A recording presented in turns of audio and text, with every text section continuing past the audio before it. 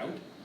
And so University of Damascus was a fascinating place. This was also the year of the Hama uprising. The Muslim Brotherhood was in the midst of a long war with the government that is run by an Alawite religious minority, a heterodox sect that the Muslim Brothers considered to be unbelievers. And so there was an ongoing civil war, in a sense, in Syria. And I was there. Today, the government would not allow you, Fulbright students, to stay in the country. But then there was so little coverage, TV coverage, that they just left us there. And I could witness this experience, which was really a prototype for the civil war that's going on today, which pits Islamist militias and Sunni Arab militias against Assad regime, which is dominated by Alawites, but supported also by the other religious minorities, the Druze, the Christians, and so forth, who are fearful of Islamists taking over the government. And Syria has descended into this terrible civil war. And so I've been going back ever since that year as a Fulbright student in Damascus. And I married a Syrian woman, and we would go back every summer after that to put the kids in a village where they could learn Arabic and so forth.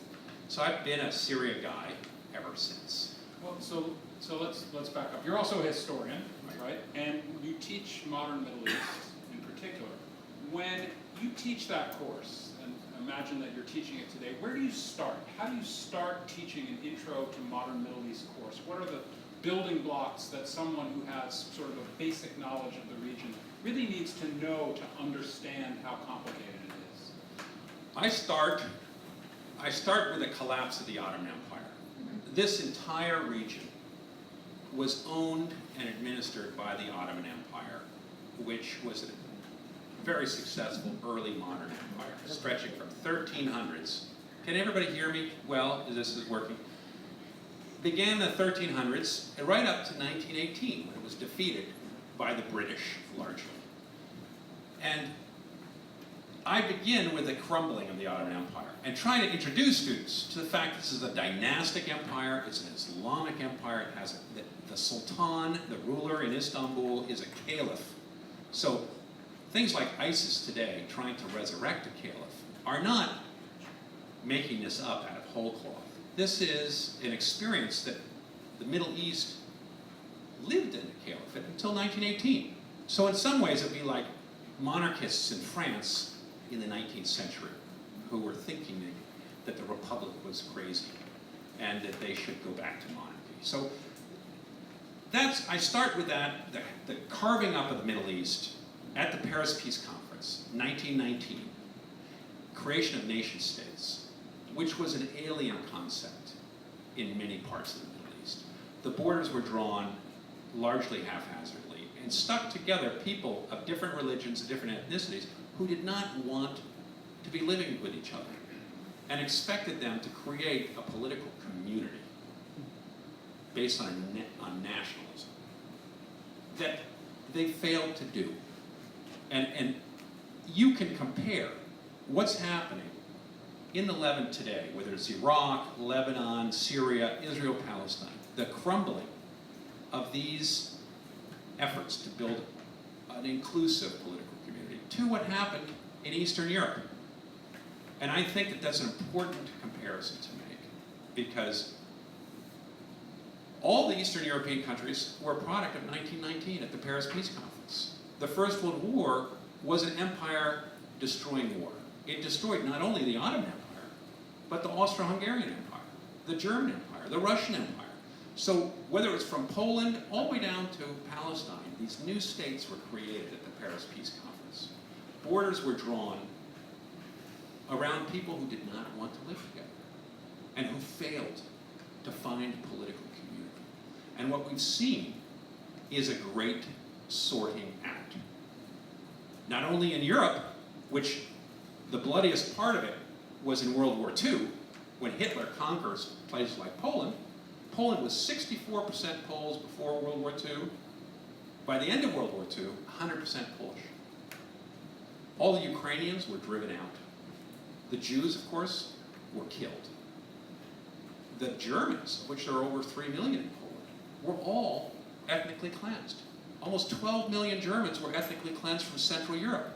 All the Sudeten Germans in Czechoslovakia ethnically cleansed between 45 and 47. But there were 500,000 Germans in places like Ukraine and Yugoslavia and so forth that were driven out.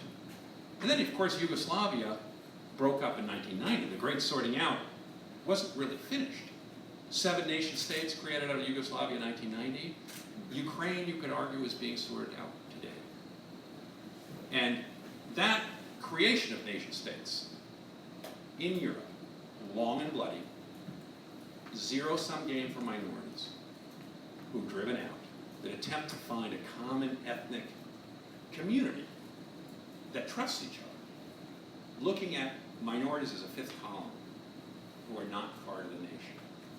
And so the bloodiness of this great sorting out, as these states crumble and you get ethnic religious fighting, is not so different from what happened in Europe in the World War II era, I would argue. And in some ways it's a lot less bloody so far. But it just puts it in a perspective, I think, that can help us understand nationalism. This is the rise of nation states, which is the crucial element in this modern history, is building nation states. And the world has been transformed. It's a modern, people always say, oh, you're primordial, you're saying these identities have been there forever. They haven't. Sure, people have been different.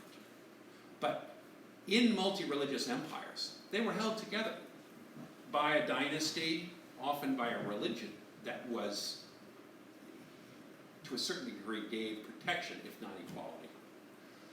But with nation state, nations are very jealous of loyalties. They don't want nested loyalties. And they level different ethnicities and make them homogeneous. And those people who don't fit in or don't want to be, they get wiped out. I mean, think American Indians. Okay. So let's pivot even and talk now about Syria in that context, right, of the Middle East, and in particular the history of 20th century Syria and the rise of the Assad family. So how does that play into this same narrative that you're talking about? I'm going to show you this map of Syria. And this is a religious map of Syria, and ethnic. The minority, when the French took over Syria, the French took over Lebanon and Syria after World War I. They got it as a mandate from the League of Nations at the time that basically handed them a colony. They called it a mandate, but it was a colony. And the French recruited minorities into the military they built because they had to keep down the nationalists. The nationalists were the Sunni Arab majority. About 70% of Syria is Sunni Arab. They dominate the cities. The big cities are Damascus, Homs, Hama, Aleppo. The Alawites, who are a minority of interest here, are about 12% of the country. They're in the green area. And Josh, who are the Alawites? Just really quickly, what makes them different than the other major factions in Syria? For an American, my American analogy is Mormons. They add a book and they add a prophet to Muhammad and the Quran. If you're a liberal Muslim, you say, fine, you're in. Because the Alawites say, we're Muslims. We believe in Muhammad, we believe in the Quran, and they do. They read the Quran and so forth. They read it differently than Sunni Muslims, but they have their own secret books. It's a secret religion, a Gnostic religion, and they have their own divines that have come afterwards. So, for a Sunni Muslim, an Orthodox Sunni Muslim, they are beyond the pale. They are not Muslims at all. And Ibn Taymiyyah in the Middle Ages, who is seen by Salafists, by modern or fundamentalists, as a towering figure, he passed a fatwa, issued a fatwa that said that it's halal, it's okay to take their blood and their money. So you could kill them and take their property because they're not believers, they're unbelievers. So Alawites lived in the mountains under the Ottoman Empire and were the poorest and lowest of the low dirt farmers. When the French came in and said, you're all equal, they loved it. They embraced the French. They served in the military, and they rose through the ranks. So that when the French left in 1946, at the end of the mandate, the Alouettes were in a position to take power, which they do in 1970 when Hafez al-Assad carries out a coup, the first Alawite to become president of Syria. And his family has been ruling Syria ever since. Bashar al-Assad took over in 2000 when his father died, and they have ruled Syria by stuffing the military, upper ranks of the military, and the security apparatus, the intelligence services, with Alawites and with members of their own family. The head of intelligence is a member of the Assad family. The head of the Republican Guard that protects Damascus is a brother of Bashar al-Assad. So they're using traditional loyalties, family, sect, clan, to make sure there's not a coup against them, and to keep. The Sunnis, of course, the vast majority, live under this very brutal power arrangement. They don't like it. They want to get rid of that minority. But I remember you and I talking, this is back many years ago, when Bashar al-Assad became president of Syria. There was great hope in circles, particularly those who follow Syria closely. He was someone who was an optometrist. He was educated in London. He had married. He seemed to be sort of a modern leader. What happened? What happened to that concept of him? Right, his wife had worked for Morgan Stanley. She was very charming, wore little black dresses, peachy British accent. She'd been brought up in London. And he had 1 year of schooling abroad. There was hopes. He promised Syrians that he would put a chicken in every pot, that he would modernize Syria. But he wasn't going to change the political structure, because he knew that as soon as he would change that political structure, he would be out, and his minority would be out. So he kept hold with an iron fist of the secret police, but he modernized. He got away from the socialist system. He tried to do neo-liberal reforms, allowing imports, getting foreign investment. He was trying to do somewhat what you're trying to do here at Ripon, which is to raise money. Never been compared to Hopefully you aren't doing it with an iron fist, but to bring in money and to really rejuvenate and grow. He couldn't do that. Unfortunately, he's not living in a democracy, and he couldn't do it. He very quickly ran up against the constraints of this political system, because people in 2000, he came to power in 2000. By the end of 2001, there were beginning to be writing-in campaigns, salons, asking for democracy. And it was called the Damascus Spring, and he had to crack down and show his teeth. And he arrested most of the intellectuals, because he couldn't allow for that much openness. So he kept on talking about the China model. We're going to keep the Communist Party, the Ba'ath Party, but we're going to modernize. The problem is, Syria's not China. It had American sanctions on it. It had lots of enemies in the neighborhood. America invades Iraq in 2003. And in fact, that's actually where I wanted to pivot this now that you're talking about it. How did the invasion of Iraq impact Syria? It had a tremendous impact on Syria, because President Bush thought that he was going to reform the greater Middle East. That was his line. And that he was not only going to throw out the Ba'ath Party in Iraq, Saddam Hussein, but he saw that very much as a domino that would have a domino effect. That once Saddam was gone, the other dictators of the region would fall, 1, 2, 3. He believed that the source of terrorism and 9/11 was dictatorship, the lack of democracy. As long as you've got these brutal dictators running the Middle East, you would have unhappy young people who would not find jobs, there would not be a booming economy, you would have this sea of angry young people with no jobs. And that they would be available to be recruited by people like bin Laden and other terrorists. So the only way to dry up the swamp of potential terrorists was to destroy these dictatorships, build healthy democracies that would inject capitalism into society, create booming economies, and get all these young people to think about making bucks and studying economics and building small businesses, rather than wasting their time away thinking that they're going to be a hero by blowing up Uncle Sam or overthrowing their government. And that was his dream. And he thought Syria's going to be next, and so will Iran. And he talked about an axis of evil, and we're going to do this domino thing. So once we take out Saddam, everything's going to change. The trouble is, Iraq didn't work out. Instead of creating democracy and equality amongst Iraqis, he, in a sense, lifted off this tyrant, but he opened up Pandora's box, in which Iraq is an ethnic inequality the same way Syria is. The Sunnis are the minority, only 20% of Iraq, but they have ruled.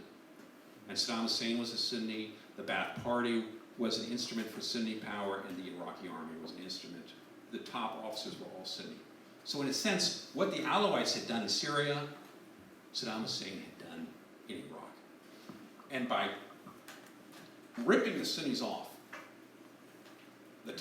from the top of society and casting them down to the bottom, and catapulting Shiites, who were 60% of the population, but had been at the bottom of society, and catapulting them to the top to create democracy, he unleashed this terrible ethnic sorting out process, this war between Sunnis and Shiites, and then Kurds, the other 20% of the country, an ethnic minority in the north.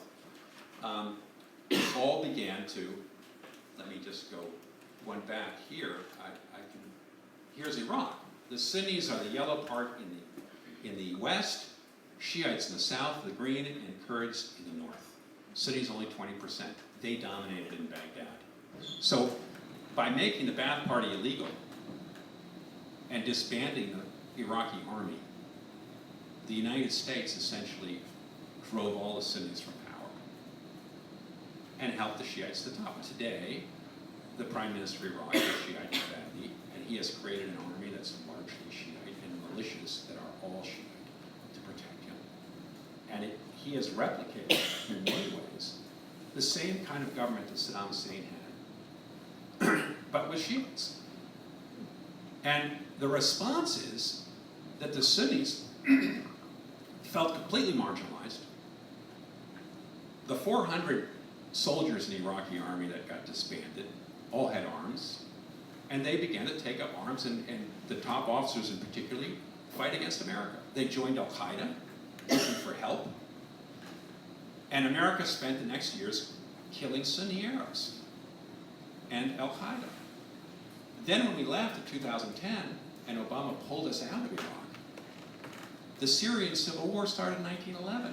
1 year later, and all of the suppressed Al-Qaeda leaders from Iraq fled into Syria because no longer was there central government there. And they began to build up their authority and recreate Al-Qaeda, which transformed into ISIS. And then in 2014, they reconquered Sunni Iraq. And ISIS, here's a map that I started out with, all that black area between Syria and Baghdad was conquered by ISIS in one summer. Because all of that is Sunni. And they were oppressed by a Shiite sectarian government in Baghdad that America was supporting, and a Shiite sectarian government, the Alawite government in Damascus, that Russia was supporting. So they are stuck like in a vice grips, as if they're in a vice grips, the Sunnis, between these two very sectarian Shiite powers. And that's why they have joined ISIS. And America is, in a sense, trying to destroy this state that has sprung up here, representing a Sunni chauvinistic nationalism. I want to go back just a tiny bit to 2011 and 2010, 2011. So the Arab Spring across the region is taking place. March 2011, right, which is sort of the critical month for all of this in Syria, when security forces the Assad government security forces shoot dead protesters in Daraa.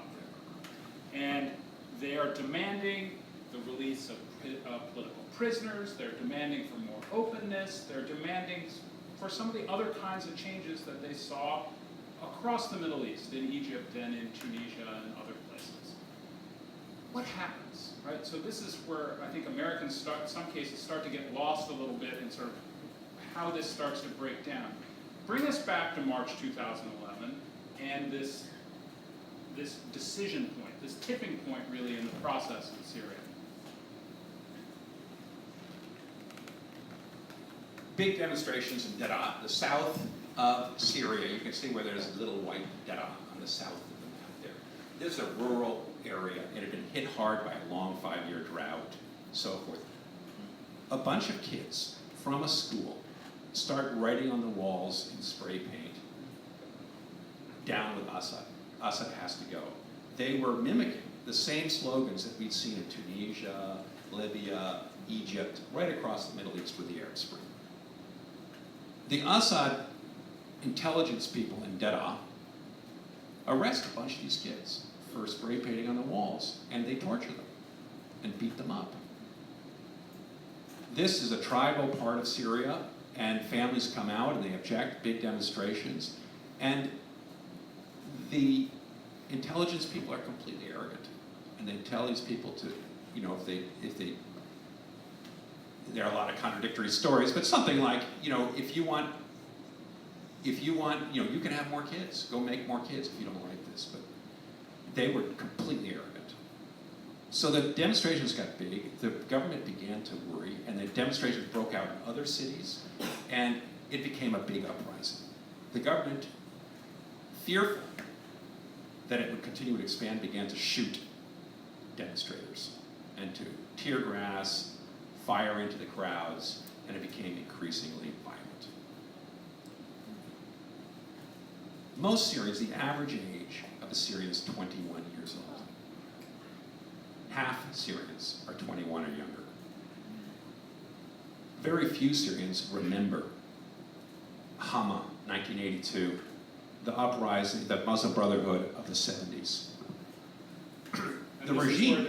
is where they used chlorine gas attacks, or they used gas to suppress them, right? Is that in Hama in 1982? 82, they used artillery, but they blew Right. apart the center of the city, killing almost 20,000 people. Right, as a message to say, don't mess with Don't mess with us. The Alawites worried that the Muslim brothers who were saying Alawites are unbelievers, we're going to take Syria back, and we're going to kill them.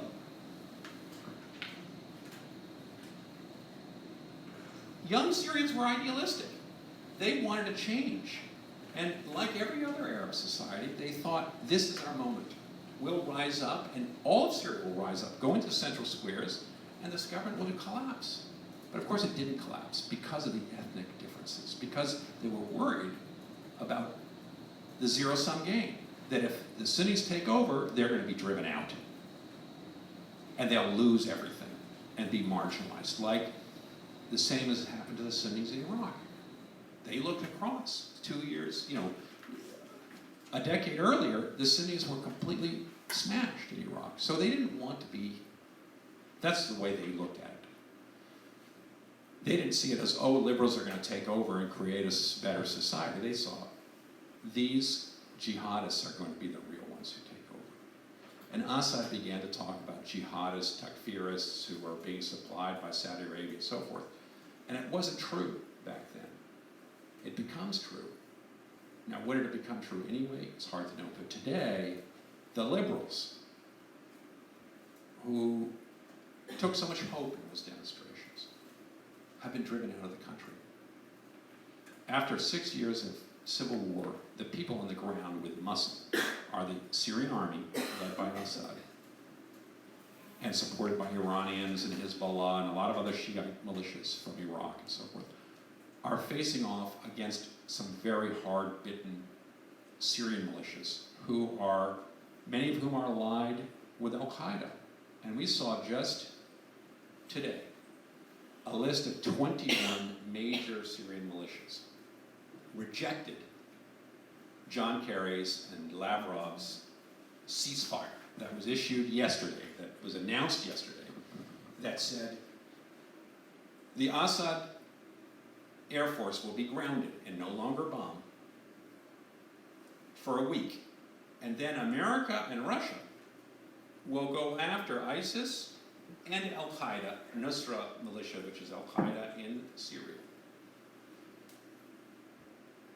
But today, 21 major of the biggest militias in Syria announced they reject this ceasefire because they don't want to see Nusra, Al-Qaeda bombed. Because Al-Qaeda has been an integral part of the resistance against Assad and the fight against Assad. And they're not going to stab Al-Qaeda in the back.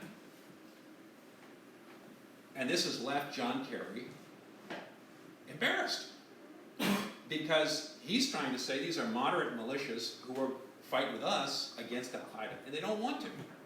They don't believe America's going to help them against Assad. They don't trust America. They'd rather stick with Al-Qaeda. So let me, I want to ask one more question and then open it up, and I've been resisting to asking you the question, what is Aleppo, because I know you know the answer to that. But I do want to ask you, you mentioned the 5 million people, the liberals who had to leave, the people who were forced to leave, and obviously the pictures and the images that we've all seen of Syrian refugees who've been forced out. Talk a little bit about that plight, about what that means for the rest of the world, what that means for the United States, but the refugee issue here is a central one to the Syrian conflict. The refugee, in a sense, this conflict became not only regionalized but internationalized very quickly with Shiite powers, Iran, Iraqi government, Hezbollah in Lebanon, jumping in on the side of Assad government. Assad owns all the red stuff there. They want Assad to reimpose his rule over Syria and to keep strong. He is a Shiite, and that would help create, in a sense, a Shiite crescent from Iran to Iraq, Syria, Lebanon, where Hezbollah is the strongest element. And they see themselves in a titanic war against the Sunni powers, Saudi Arabia, Qatar, all the Gulf states, Turkey, and in a sense Israel they see as allied with Saudi Arabia and America. So America's on the side of the Sunnis, Russia's on the side of the Shiites. And all of our allies in the Middle East have traditionally been Sunni, and our enemies Shia. We've been against Iran, against Hezbollah, and so forth. So this has become a much bigger war, with America shoving in money, Saudi Arabia, of course, much more money, Turkey, the Sunni powers shoving in arms and money to the rebels, the others, the Shiites and Russians, to Assad government.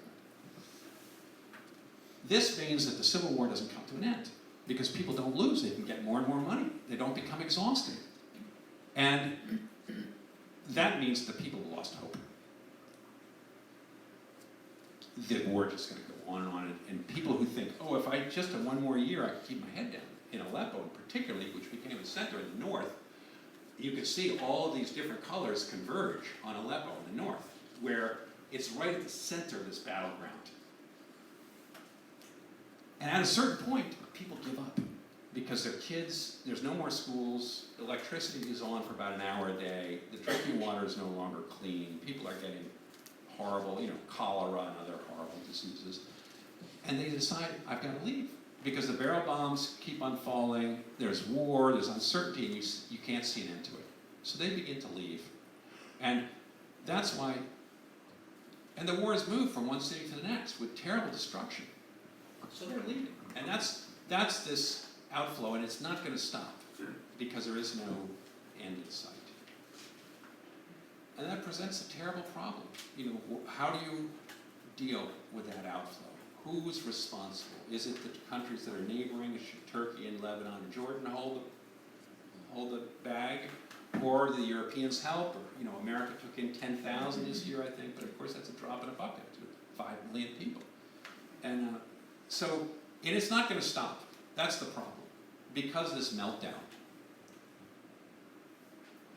Okay, so now let's turn to you all for questions that you have for Professor Landis. And I'll call on students first who might have questions.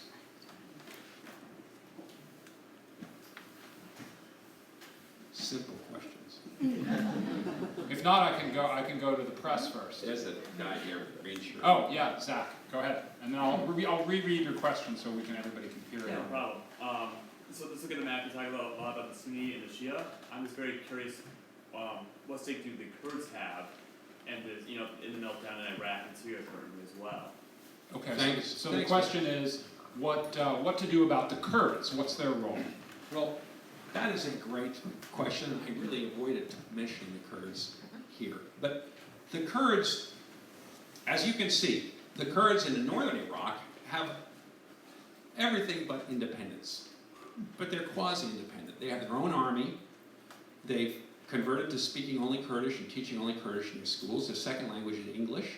And then young students do not learn Arabic. Most young Kurds today do not know any Arabic.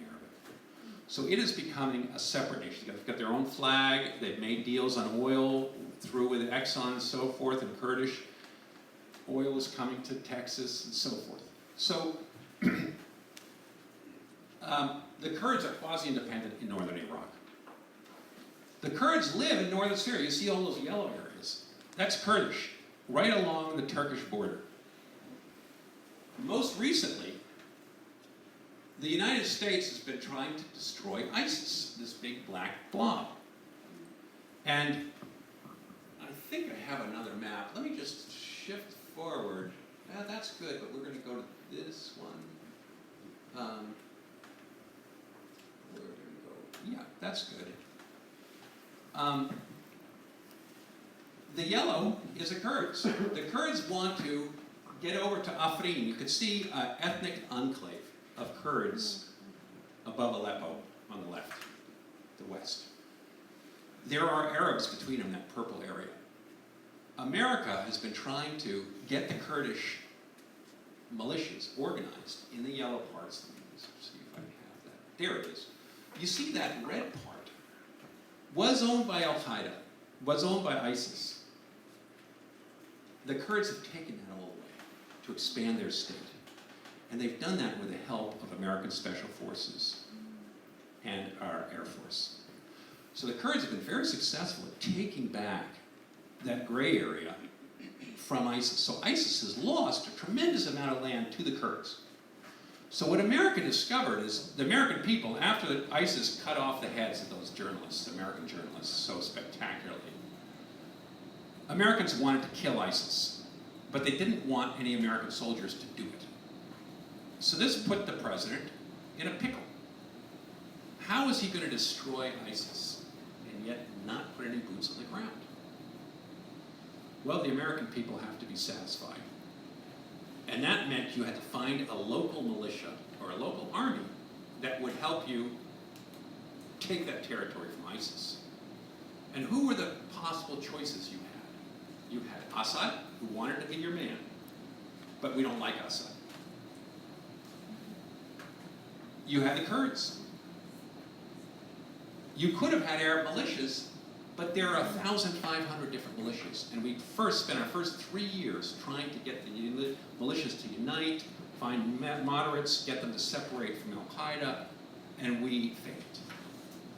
All of those efforts to train and equip Syrian rebels ended up with Al-Qaeda conquering the militias we built, stealing all the weapons that we had given them, and because they knew that if those militias were successful, they would come after Al-Qaeda eventually. So they weren't going to let America play that game on their territory. They'd seen it happen in Iraq. So eventually, Obama had no choice but to go to the Kurds, arm them, and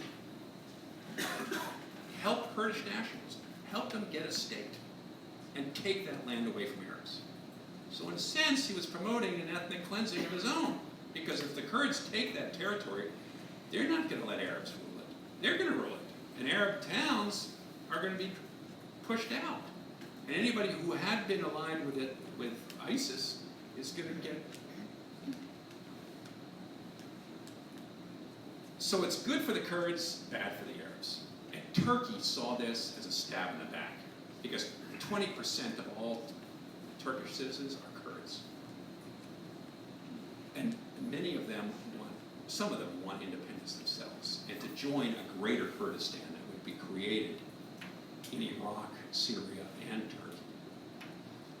So Turkey sees this help for the Kurds as undermining their own national integrity. They're furious at America. So they jumped in, and they most recently, let me just finish this little story by saying, that blue area, well, I go to this map. Turkey invaded because we were helping the Kurds spread right across this map to Afrin. The Kurdish ambition is to unite those two Kurdish sections into one contiguous state, stretching the border of Syria's, the entire length of Syria's border with Turkey. The Turks do not want this. They see this as a danger to their own Kurdish population and integrity. So they have invaded in that purple area there to stop the Kurds from linking up. But that means they have frustrated our attempt to help the Kurds. And the Kurds are furious at America. They feel that we've stabbed them in the back and we're sticking with our NATO ally Turkey, who is going to kill Kurds now. And we're saying, bless you, because Turkey's saying, well, we're going in there to fight ISIS. Now, we all know they're going in there to fight the Kurds, but they are going to take out some ISIS. So it's a complicated game with lots of different national agendas. Because everybody, Assad wants to rule that land, the Kurds want that land for their own nation, the Arab rebels want that land for their own nation. So we're in a national soup, an alphabet soup of different national ambitions, trying to destroy ISIS, but not create further problems, and not annoy our allies, which is very hard to do, because we don't know who to turn this land over to. Okay, next question. You all. Yeah, Robert. Hi. So I think you've given a really excellent description of the origins of the problem and how it's played out or how it's played out so far.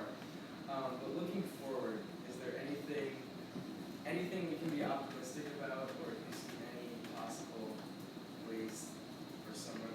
Okay, so the question is there any reason for optimism going forward?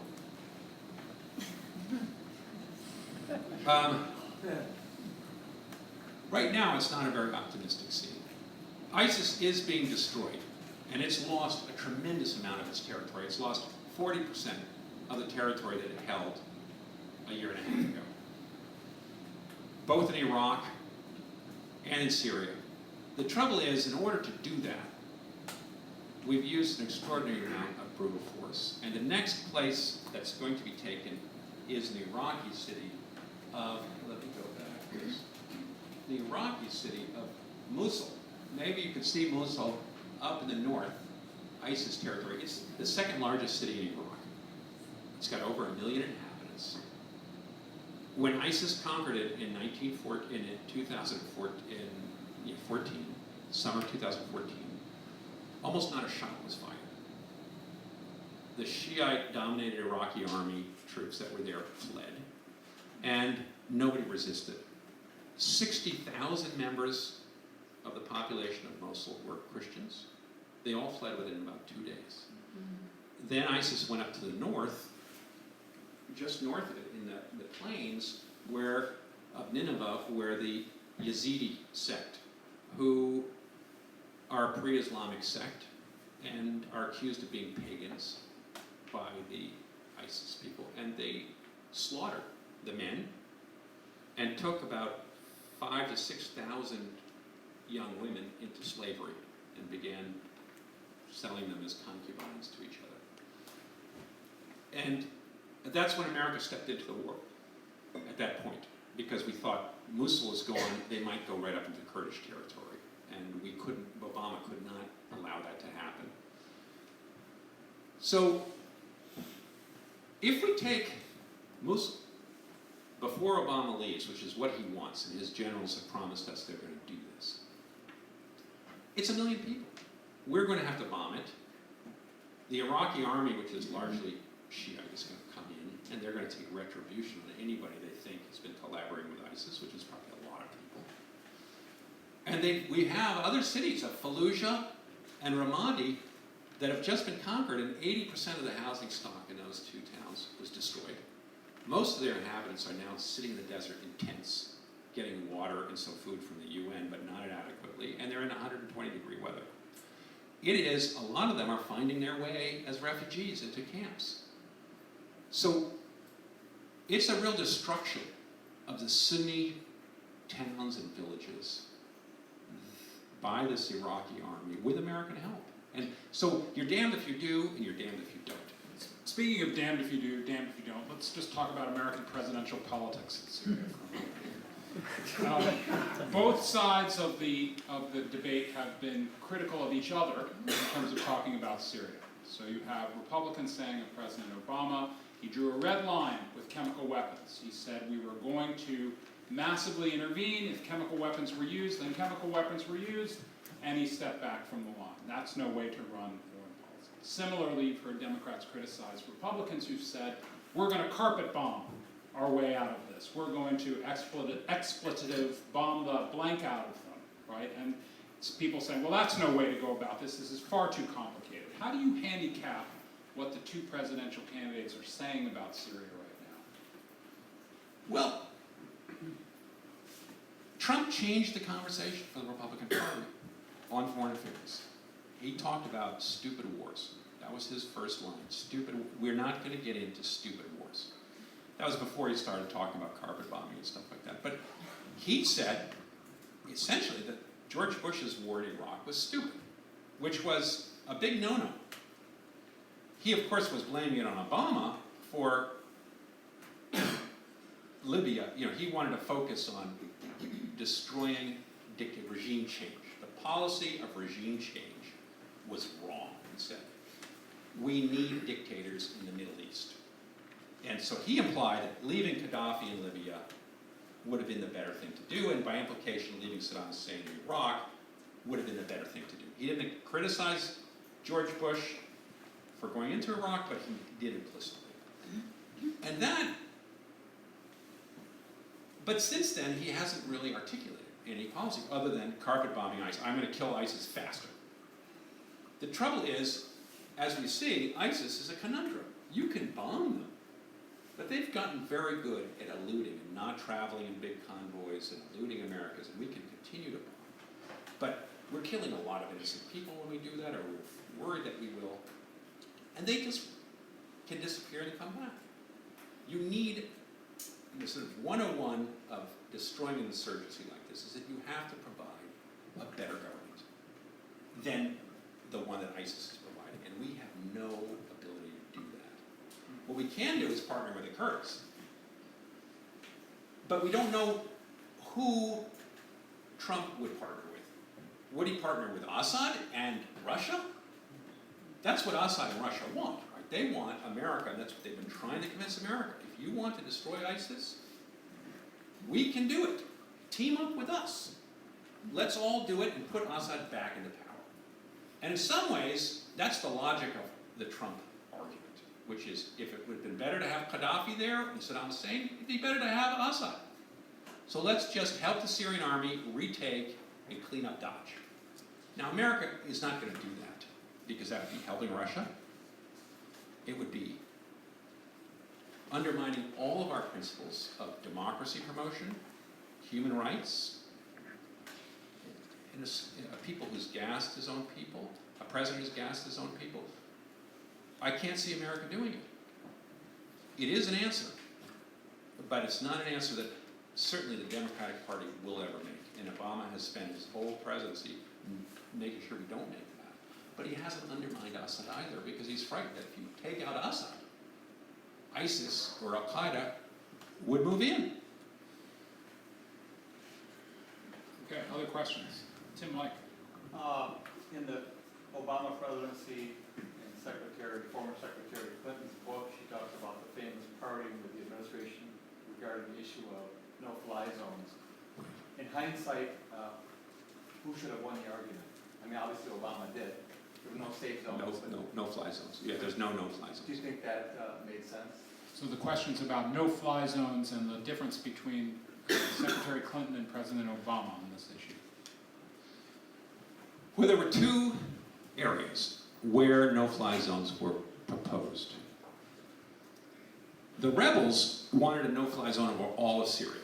They asked almost immediately in the uprising, once Assad began to use his fixed-wing airplanes to bomb rebels, they asked for America to take out the Syrian Air Force. And that would have been protected the Syrians. But of course it would have allowed the rebels to beat the Syrian government, which is what the real purpose of the demand was, is you take out his air force, he's a minority, we'll win. So the fallback position was, let's create no-fly zones in certain areas where people could find refuge. And the two that were proposed was in the north of Aleppo, in that area between Afrin and in one in the south. You see those rebel areas where there's green, that's rebels.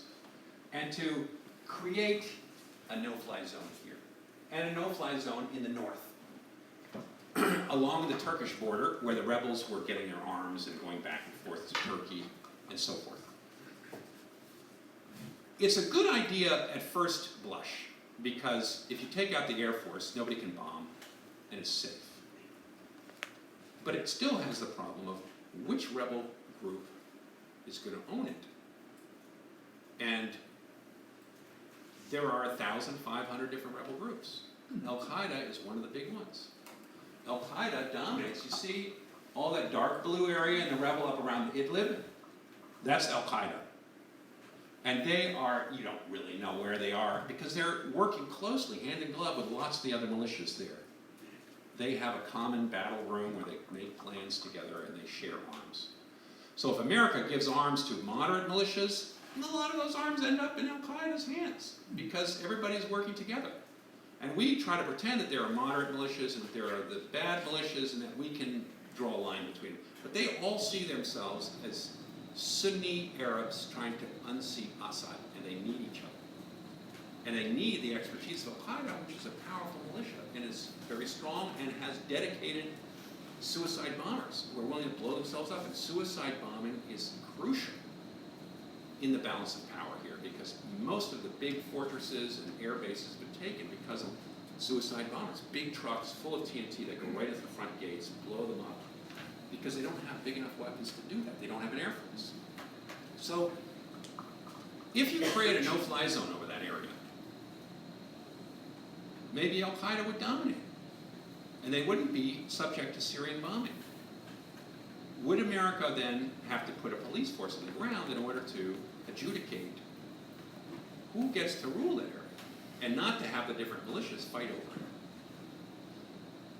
Let's say you do, and let's say you've got Turkey to put their troops in there, Turkish police, American police, maybe the international force on the ground, to provide food aid, housing. You could get the international agencies, NGOs on the ground to build Quonset hut cities, big refugee camps, and to pump in food.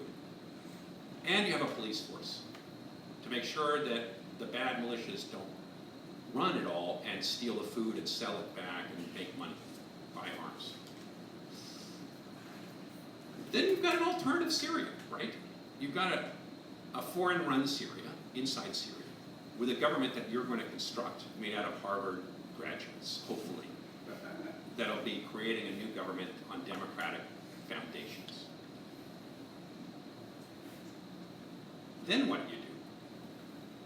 Just have two Syrias, let Assad have the rest? Or do you try to spread it out? If you could create a better government, do you then broaden the no-fly zone and push them over so you can conquer all of Syria? This gets America into the business of nation building in Syria. That's the danger. That's what the opposition wants, because then they get America on their side in a war against Assad. It's what Obama said, I'm not doing it. We've done this in Iraq, we did this in Afghanistan, and I promised 8 years ago that I would get us out of both those wars. And where is he today? Sending troops back into Afghanistan, back into Iraq, more and more troops, because he can't stabilize the people he wants to win in those countries. Every time we withdraw troops, the bad guys start to dominate. The Taliban comes back, ISIS comes back, Al-Qaeda comes back. We've ruined the state structures that used to police those countries. And so he didn't want to get into that business in Syria. Because if you begin to protect the good guys and build a good guy base, the people who are Harvard educated, as soon as you start withdrawing, all these militias begin to push back. So as long as you've got your hand on the scales and can make your people win, you can do it because we've got lots of money and lots of firepower. But then once you start to leave, and then you get stuck in the quicksand, which we are in Afghanistan and Iraq. And when will we leave Afghanistan and Iraq? Nobody knows. Already, Clinton is talking about, and her people are talking about more troops in Afghanistan and in Iraq. Because we want to win. And that's why Obama just said, count me out, I'm not going to do it. And he sold people down, he sold the rebels down with the grain. He said Assad, in month 3 of the uprising, he said Assad has to go. Clinton created Friends of Syria with 97 nations that are going to help the rebels win and create a Sunni ascendancy in Syria. 6 years later, we didn't do it. And there people are angry at us and saying, man up, America, you come and fix it. You broke it, and they're blaming it on us because we promised them and we didn't deliver. At least they thought we promised them. Maybe let's take one more question. Professor Matsky? So I have a question for you about Russia. What do you think Russia's end game is in Syria? Surely it can't just be leftover Cold War ties, right? What do they want? The question's about Russia and what do they want in their conflict? Well, that's a good question, and they're going to get what they want, I think, largely, not entirely. But before I answer that question, I just want to thank you all for inviting me here, and particularly to thank Professor Smith, who had me to his class, and Zach Massetti, who has been a mentor to me for a long time. And no, I know, I hate to embarrass you here, but it's true. He was a great leader of our college and put us on the map, and he applied for the grants and got his Arabic flagship program at OU, and he built a really fine college there, and we miss him all the time, and you guys are very lucky. That's all I would like to say. But Russia, let me get back to Russia. Russia is looking at Syria as a big opportunity to reestablish a sphere of influence. America, it looks out at the world, and it sees the United States in full retreat from being policemen of the world. Our moment after 1990, when Bush the father said this is a new world order, and then George Bush the younger, who thought America can be the dominant power for the next 40 years, that nobody will challenge us, and this is our moment to really flex our muscles and make democracy in the Middle East and build a world in our reflection. Now, the United States has gone through the economic turmoil that it has. It doesn't feel as confident. Other powers, India, China, so forth, are coming up very rapidly. America's share of international wealth is shrinking relatively, not absolutely, but relatively. And we can't do it. We feel like we're spending too much money, and that's the real message of this election, is that both parties feel that we've spent too much money on our foreign policy. And Trump won in part because he said, NATO's we're spending too much. We can't be policemen of the world, let's get out of that business. And I think a lot of Americans said, yes, we want to do the middle class in America, not the Middle East. And Russia's seeing, boom, Middle East is coming available. For the right price, I can acquire it, the northern Middle East. America wants to pivot to Asia. Let's help them. And they're right. We're not going to go in, we're not going to save Syria for America.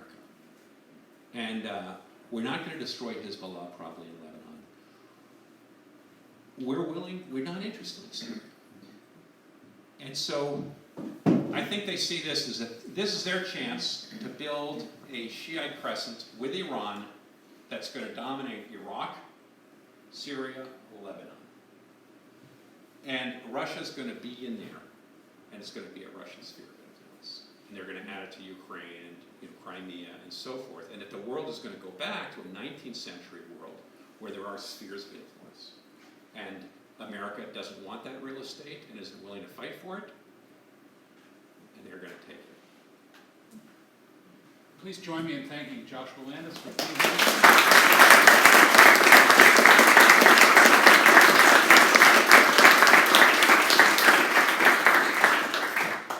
Thank you both, Zach and Josh, for a very stimulating conversation. We invite you all now, if you like, to further conversation in Winsink Lounge. There's going to be a reception for about 45 minutes. And then on Thursday afternoon here at 4:15, we'll have another event sponsored by the Center on Francophone West Africa. And two of our professors, Professor Jean-Blaise Samou and Professor Hervé Somé, will be on the panel, along with a former judge from Burkina Faso, Judge Hervé Kam, who will be with us. And they will discuss what is going on today in terms of democracy in Africa and the difficulties of building strong democracy, particularly in West Africa. So we invite you back on Thursday afternoon for another, hopefully, stimulating event. Thank you all very much for coming.